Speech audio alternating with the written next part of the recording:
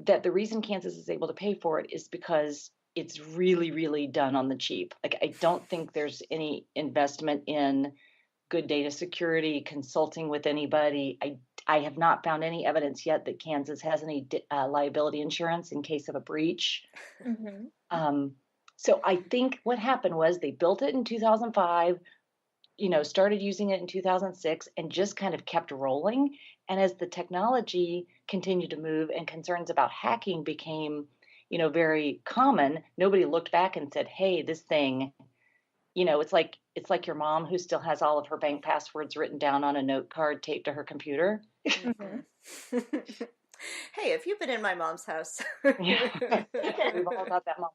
Interestingly, when some of the news that came out after Illinois found all of the encryption passwords and identified the data security breaches, somebody in Kansas tweeted in response to my retweet, I would be fired for that. This is somebody who works in data security, and he's a Kansas voter as well, and he was just shocked that that is what we are doing here.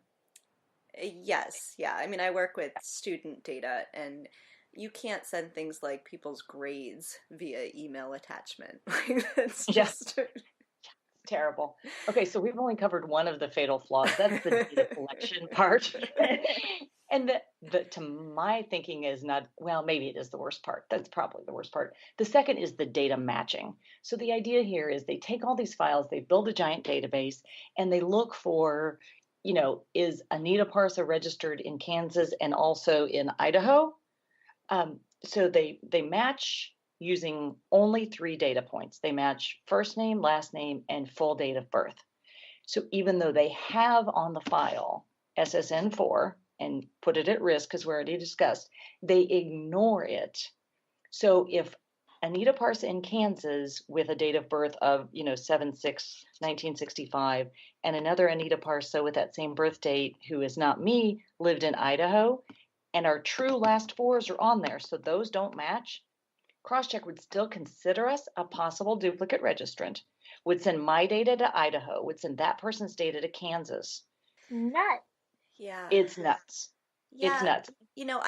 I've worked some with data matching, not me coding it, just sort of me being the one saying, "Hey, we need to match this." And I know from the work that I've done that you can either sort of opt toward getting more false positives or more false negatives. It depends Right. on what your purpose is. And it seems to me that with something like voting, that you don't want to end up with an extreme number of false positives. That Right. doesn't seem to have been the thinking of the people setting Right. this up. Right. So how bad is the false positive problem? Um, when I first got involved with this, I sent a Kansas open records request to the Secretary of State's office. This was probably in March of 2017. And I asked 2 questions. One was, how much is Kansas paying for this? Can you please provide me any budget information? And the other was, can I have the software? Because I was wanting to run sample files through it to try to understand how bad the problem is. Didn't get any response to either one, by the way. So then I just started digging in other sources, and what I found um, was actually even worse than I expected. So here's a couple of data points. Virginia, the state of Virginia, does a fantastic job of being in the open about their election process, which I think should be the standard for every state. And they published a bunch of data about their Crosscheck experience in 2013. And based on that, only 26% of the possible duplicate registrants returned to the state of Virginia that year were actual matches all the way down to Social Security number 4. So 74% of them were false positives. That's Okay. a huge rate. It's enormous. It's enormous. So, and just to put it in perspective, that it was about 308,000 records that were returned to Virginia. So 250,000 of those records were not duplicate registrants at all.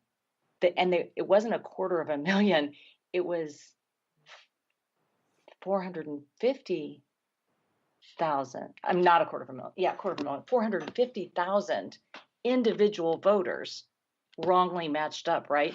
225,000 Virginians were matched up with 225 completely other people. Mm-hmm. So now, so whatever the error rate is, multiply it by 2, and that's how many voters are thrown into this by mistake.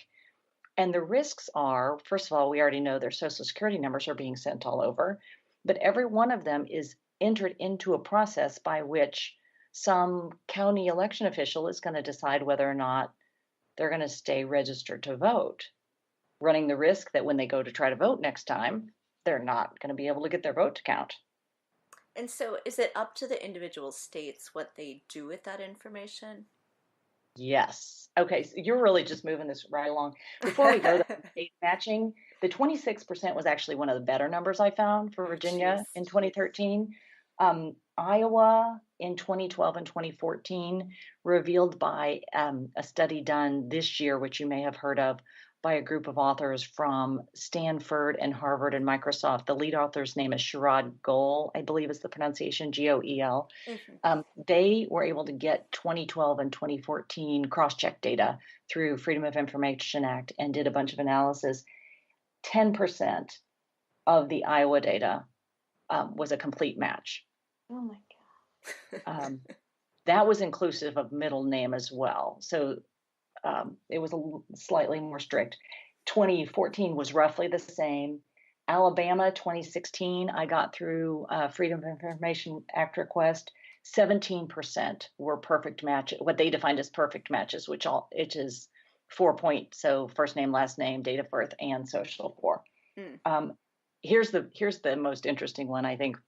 In 2017, the state of Indiana announced that they had written custom software to clean the data before sending it out to the local jurisdictions in Indiana.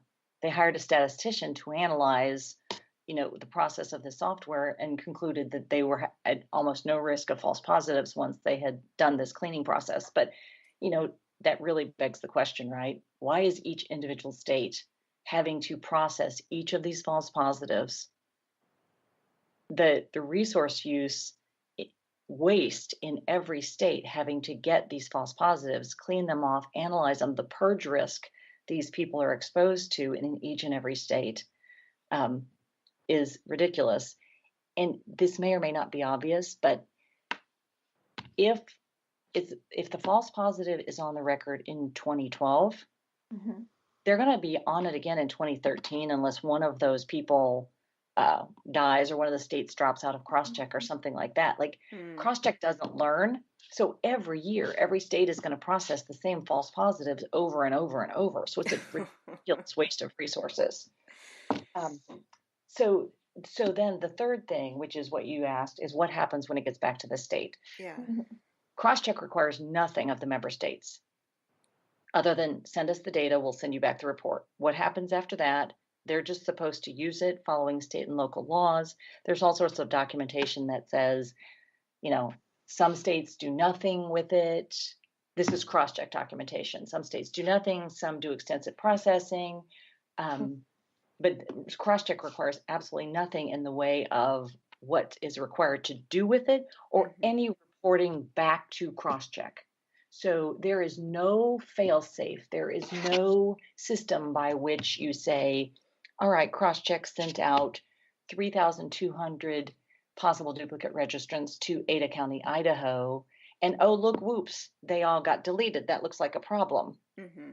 right? Mm-hmm. There is no feedback loop. There's no oversight. There's nothing. So I mentioned Ada County, Idaho, because in 2014, that exact scenario did happen. They didn't delete all 3,000 before they figured it out, but they did delete 765 people before it came to the county's attention that they were deleting people that they shouldn't have. And it came to light only because the wife of one of the people notified the media. So I don't have any evidence that inappropriate purges have occurred in a widespread manner, aside from Ada County, Idaho. But there is absolutely no way that we can be confident it hasn't happened. Mm-hmm. Or that it won't happen in the future. Exactly. It very nearly happened this year in New Hampshire. New Hampshire joined for the first time in 2017 And the original instructions sent out from the Secretary of State's office said, and they don't do any data cleaning that we're aware of. So they had the full file with the, 60 to 90% false positives on there. And the instructions were, basically delete these people, that this was enough evidence to delete them. Luckily, there is an elected official who also serves as an election supervisor in New Hampshire. And within a week, he caught it and said, whoa, this is not only incorrect, but it's illegal. And they retracted that instruction and did it before anybody had been deleted. But, we don't know if and where this has happened. Yeah, and at a certain level, even if it's only one person being deleted because of a false positive, that's too many. Absolutely.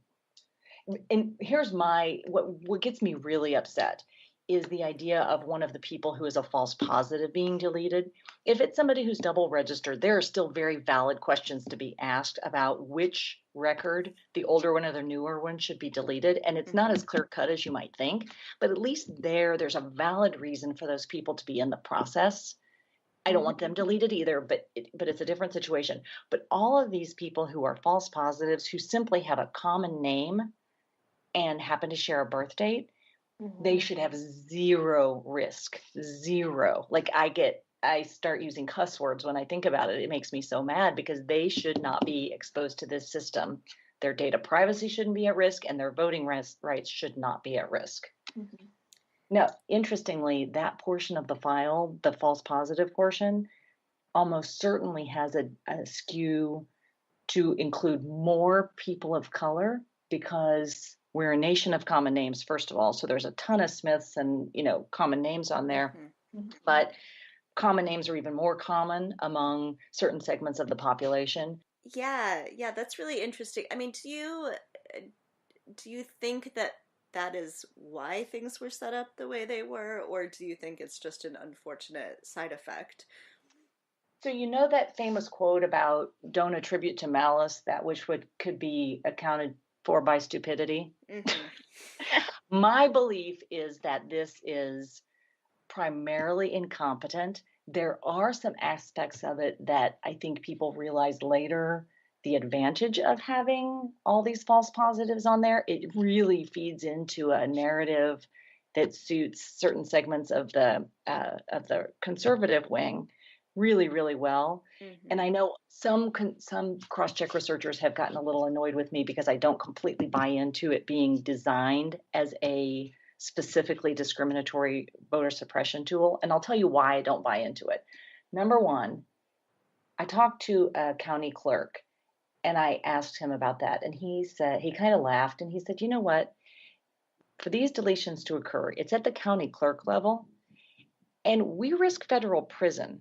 So if we're going in and looking up the party affiliation of a bunch of people and then deleting them, that's a really, really bold, dicey position. Like we really have to be able to risk going to federal prison. So the idea of that and party affiliation is not on the file.